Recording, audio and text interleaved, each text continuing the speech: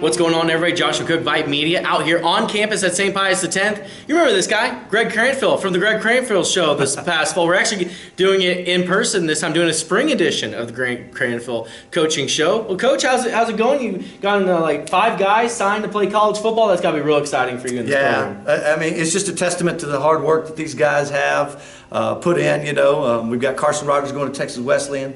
Today we had Evan Narvaez to McPherson, and Andra Farrow, Ricky Thomas Jr., and Juan Reyes all going to Benedictine. So it's a big time for our program. It shows that St. Pius is a place that you can come, be successful, and then we'll help you get to that next level. So big day.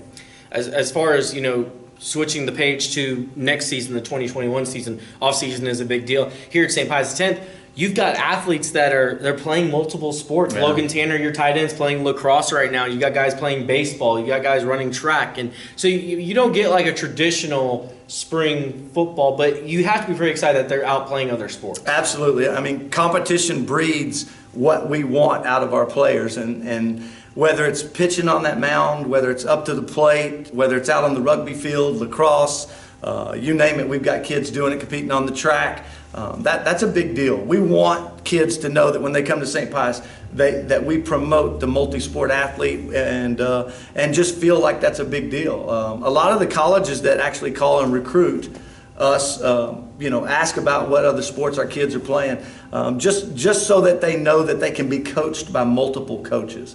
And I think that's a big deal for these younger kids that try to just to play one sport and specialize. It's a big deal to know that you're able to be coached by multiple coaches.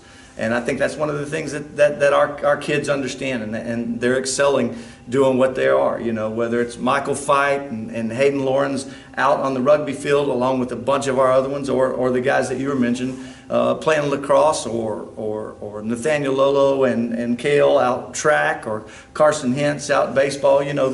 We've got kids everywhere doing things and making St. Pius a better place, and that's why we enjoy it. So, but once those seasons are over, and summertime gets here, this room will be buzzing. That's it. Because I know coaches have told me for years, you don't win championships in August. From August to December, you win championships in the off season, especially here in the weight room. How big is the weight room going to be for your guys as you go into 2021? Yeah, I think that each program has instilled a belief that this is a foundation of every program. So the guys are actually working, constantly, day after day. Once we transition, after all the other sports are done, into more of a 4-day work week, through our summer strength and conditioning, these kids are committed. These kids know what it takes. These kids know that success is in the dirt, and they're willing to go get their hands dirty, And a funny thing is, I sent them a message yesterday on Remind talking about summer strength and conditioning sign-ups, and I told them, Big Rock moves Little Rock, if you'll remember that. So we've got to get in here and rock up. That way we know that we're going to be able to go out every Friday night and compete with some of the best. I think I do remember you telling me rock up from the final coaches show of the season. I think I was telling you to get some T-shirts. Get some T-shirts, It's May by the summer. Maybe right. Get some orange T-shirts. We'll go talk to Jeff Feller about that. That's exactly rock right. up T-shirts. Who are some guys that you're really looking towards this summer and then starting in the fall to really kind of, because you got some big guys that you have to replace. I mean, Carson Rogers, not only at quarterback, but the leadership he brought, Andra Farrow. I mean, Ricky Thomas Jr. Who are you looking to step up into not just those roles, but just big leadership roles for this team? Yeah, I think it's more of a core of guys. Our offensive line, including our tight end Logan, are going to play a huge part. And we return 4 of those 5 guys up front.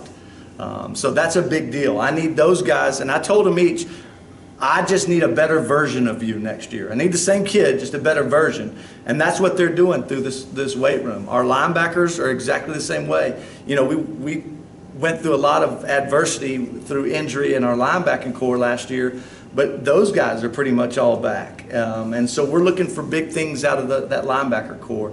We've got to replace our quarterback. We've got to replace our secondary.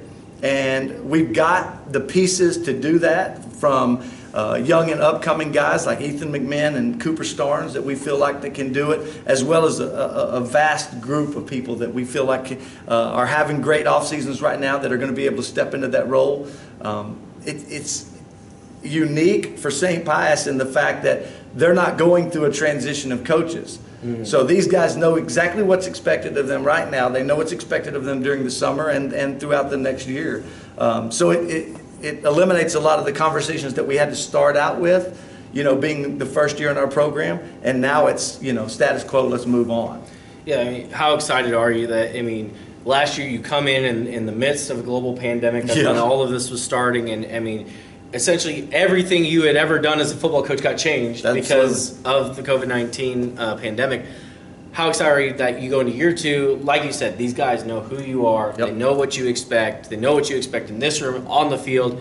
That's going to be an exciting feeling as a coach. Absolutely. And you're exactly right. I met with our principal, Rachel Ware, one time this year, and she was talking about, Coach, tell me about some of the things. I go, Principal Ware, we just need to take the folder of 2020 and hopefully throw it away. Because the things that we had to do, hopefully we don't have to do ever again. Now, we'll keep it just in case, but, a lot of the conversations that we had up front about how we were going to do things, hopefully we can revert back to the way that we've been doing things for, like I said, next year will be my 24th year of coaching. I've been around a lot of great coaches. I've been around a lot of great programs and have just grabbed things from those guys that these kids are benefiting from. And I think that's what the exciting part about it is, just get back to doing the things that we know how to do. It's like you said, instead of a weight room of 15 or 20 guys, load this thing back up with 40 or 50 if allowed, and start doing the things the way that we know is successful. So.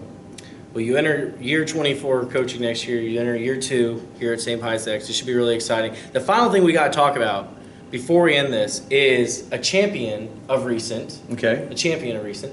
Brady played his first season of flag football. Oh, yeah. Helped lead him to the championship. I was reading the stats and it was like 18. It was like 18 catches or something. Yeah. A couple interceptions. And everybody thinks I kept that. I didn't. That was the league. I'm not that guy. Okay. I promise. Katie and I, we put our lawn chairs and we just sit. Now I'll say stuff to her, but that's about as loud as I get. Because for those younger guys, and I know you've got a young one at the house, it's just about having fun. Because there are a lot of times that we as parents can beat these kids down so much that the easiest answer for them is, I don't want to do it anymore. And I don't, and as a coach's son, I don't ever want Brady to get to that point where he just says, I don't want to do it anymore, because if I do, you're on my rear end the whole time. I want him to see sports as a building block of becoming a better person. And I think that's where he is right now. He's about to start basketball. He loves basketball. As a football coach, people say, oh, all football. No, he plays football. He plays basketball. He plays baseball. He does it all, man, just because of the fact that we want him to know that he has the ability to make choices at a younger age. And that's what I tell any 8th grader, 7th grader, 6th grader that we talk about. Do it all. And then as you get older, you'll stop doing things that you don't enjoy as much, and you'll continue doing the things that you do. And I think for us as parents, Katie and I, that's what we want out of Brady. It was fun to watch him have some success.